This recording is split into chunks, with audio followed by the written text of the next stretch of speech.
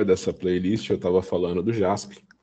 O JASP é um software totalmente gratuito e você pode obtê-lo de maneira totalmente gratuita. O site em que você pode obter o JASP, eu estou deixando aqui na descrição do vídeo, né? Então, no vídeo anterior, eu falei para vocês que, por exemplo, você pode abrir qualquer arquivo no JASP no formato CSV. Então, a gente veio aqui nos elementos da tabela periódica, né? Você tem essa tabela periódica online.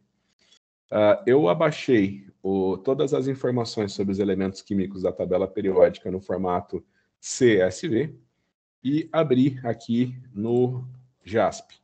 Né? É bem simples, é só eu vir aqui, clicar em abrir, falar que os dados estão no meu computador.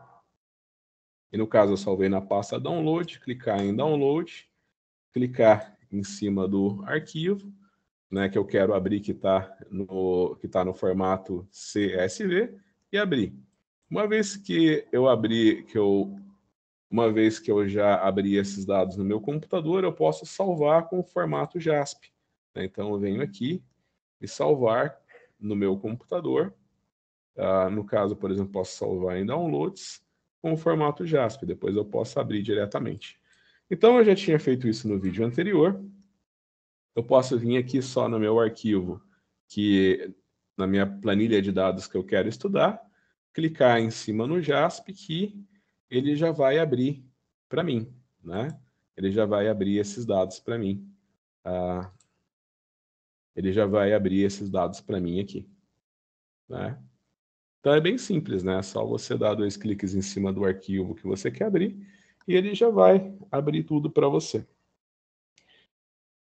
Eu falei que ele tem essa opção de estatística descritiva. Nessa opção de estatística descritiva, por exemplo, eu posso escolher uma variável, como, por exemplo, a energia de ionização, né? E separar e obter uma série de valores estatísticos sobre a energia de ionização, né? E eu também posso obter essa estatística básica para cada uma das categorias no meu conjunto de dados. No caso, as categorias do meu conjunto de dados é o grupo dos elementos da tabela periódica, né? Então, aqui, metais de transição, metais pós-transição. Então, eu posso fazer isso aqui no JAMOV. Então, aqui eu tenho a descrição dos grupos. Eu posso fazer isso daqui e eu vou ter toda essa estatística. E eu vou ter toda essa estatística para todos os grupos da minha tabela periódica, né?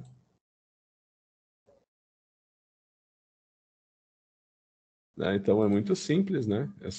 Eu só posso vir aqui em estatística descritiva. Vamos fechar isso daqui.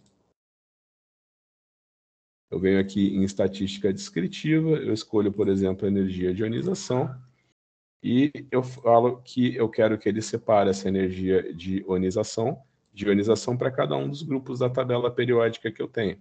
Então, por exemplo, eu vejo que os metais alcalinos, eles têm energia de ionização média de 4,47, o desvio padrão 0,64, o valor máximo é de 3,89, o mínimo é de 5,39. Eu posso vir aqui em estatísticas e escolher mais uma série de variáveis, como intervalo interquartil. Eu posso selecionar para fazer o teste de Shapiro-Wilk para ver se esses dados seguem uma distribuição normal, vai aparecer aqui o valor de Shapiro-Wilk, né? E eu também posso fazer elementos gráficos, por exemplo, elementos gráficos como o boxplot, eles são muito interessantes para você fazer, para você visualizar os seus dados, né? Então aqui a gente tem o boxplot.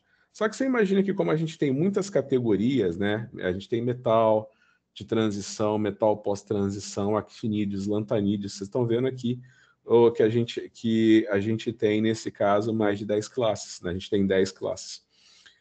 Eu posso tornar meu gráfico menos poluído, né? Se às vezes eu posso querer olhar só algum pequeno grupo de dados, né? Eu posso, às vezes, eu posso ter várias categorias, né? Várias variáveis qualitativas no meu conjunto de dados, mas pode ser que eu não queira olhar para todas ao mesmo tempo, né? Então, lembra que eu falei para vocês que variável qualitativa é, por exemplo, homem, mulher, olhos castanhos, olhos azuis, né? Então, eu posso simplesmente vir aqui, eu vou vir na minha variável descritiva, né, minha variável qualitativa, eu vou dizer se é metal de transição ou não metal, né? Então, eu vou clicar aqui em cima e eu vou fazer o seguinte, eu vou pedir só para ele me mostrar para ele me mostrar apenas os resultados para os metais alcalinos, para as terras raras, para os halogênios, né? Então eu vou tirar aqui lantanídeos, gases nobres,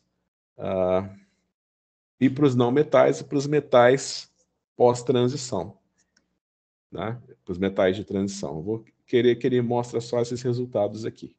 Então eu vou vir em estatística descritiva novamente. Eu posso vir aqui então em afinidade ao elétron. Vou selecionar aqui para ele me dar os dados para afinidade ao elétron. E vou falar para ele dividir isso de acordo com os grupos, só que agora eu vou olhar para menos grupos, né?